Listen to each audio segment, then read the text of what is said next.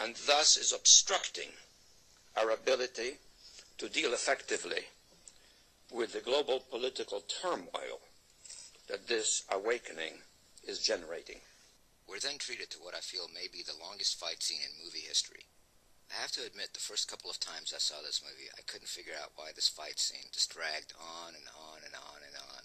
And then it occurred to me that in a movie of this nature, if the fight scene is dragging on, there's a reason for it.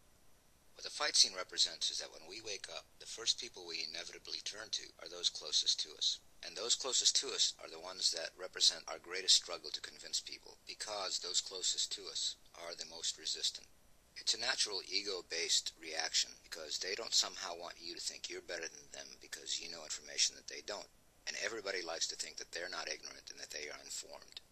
Do you remember the first time you talked to your family about vaccinations or fluoride? You get dismissed, called a raving lunatic. Be assured that this would not be going on without them being aware. Or be told, no, this could never be happening because nobody would let this happen. You get fought. It's a struggle. And that's what this fight represents. Now, those of you who watch television may think this fight looks somewhat familiar. And if your suspicion is on having seen a certain episode of South Park, you would be correct. Put on your hat! Come on! Put it on! I'm giving you a choice. Either put on these glasses or start eating that trash can. Tanner? Not this year. Not this year.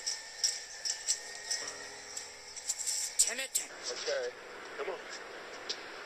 Come on. Kavod!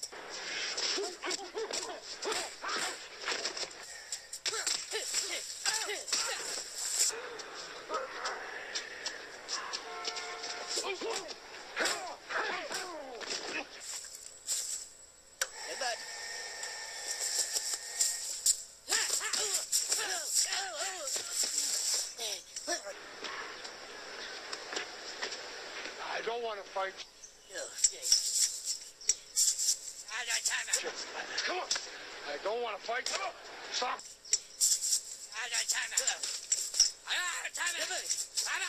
No!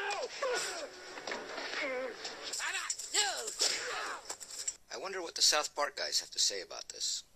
The actual fight, where they're in the back lot and they're fighting, was the fight sequence from, what's that movie, They Live? Yeah. So we took the fight sequence where, damn, what's the wrestler's name? Roddy Piper. And that other dude, that black dude, they have this knockdown, drag-out fight in this alley in They Live. We actually animated to that soundtrack. So Yeah. for a while, before we did it, put our own sounds in, it was like Timmy and Jimmy fighting, but it was the sound, the grunts From of They Live. Roddy Piper, the music and all that. Yeah. It's a great fight sequence in They Live. They Live it's a pretty great movie. But Yeah. That was a little suspicious, don't you think? The way they kind of closed that and stopped talking about the movie. I don't know, what else is in this episode? A cripple fight? And then... That's really about it. That's the think most that's all. interesting stuff about that. We could babble on, but it would really be about what we're doing. I think we should today. just move on to our We next should talk about what we're commentary doing today, actually. It's Friday right now, and we're doing an episode of South Park where... Do these guys know something that they don't want to say? I do recall them having an episode where they talked about 9/11. Now, if I recall correctly, this episode was brought to us by the same team responsible for another episode, which featured a child saying, Oh, hi, Stanley. Look, I'm buying you some more all-natural toothpaste. You mean the stuff that tastes like ass and doesn't fight cavities? That's right. taking that into consideration, and also that they had an all-seeing eye pyramid, and then the all-too on-the-mark and synchro-mystic episode about terrorists attacking Imagination Land. All right, we're going to stop right there. I can pick someone up that tomorrow. I noticed that there was a little sound issue going on, so you may not have heard everything in the last few minutes of the show. Sorry about that. Everything's back to normal now. Let's jump in, close out the show with some positive vibes, positive thoughts here. All right. Let's do this. Let's imagine. Let's go ahead and close your eyes. Close your eyes. I want you to imagine. I want you to imagine yourself in the center of the world. Your arms and your head and your legs all sticking out. And this world is your body. And I want you to imagine the earth as your body and how you would take care of it, how you would treat it if you really recognized it as it is, as your body. And I want you to imagine sending love and light to yourself. I want you to imagine sending love down to the planet that you are. And now imagine yourself no longer in the planet, but one of the beings standing on the planet. And imagine all the others around this planet standing. And just send a network of love amongst each and every one of you. Connect with each and every one through love, through light.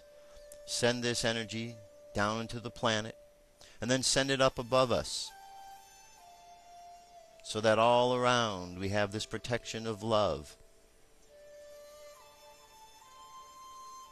Have a positive thought in your heart. Know that whatever challenges are going on, we can make a difference in this world. We can make a difference. We can make this a better place. And we can get through all of the challenges that we are facing. But the lesson here is we must all face them together. We must all face these challenges, for in the togetherness we'll find a solution. We'll find a way to step away from the doubts, from the fears, from the lies, from the cheating, from the stealing. But only when we all come together and understand that those ways are no longer accepted. Now I want you to imagine your day going smoothly and easily.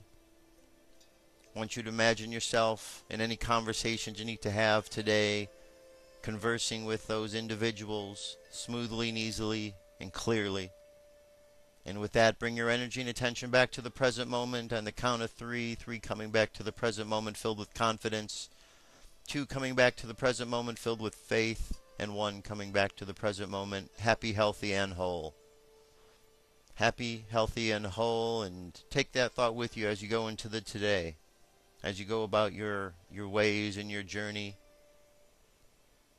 Take a moment to say hi to your neighbor, someone you don't know. Take a moment just to do something good in the world today.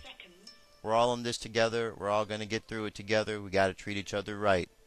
For Dirk Bradshaw, my name's Josh Poet. I'll talk to you tomorrow. Peace out.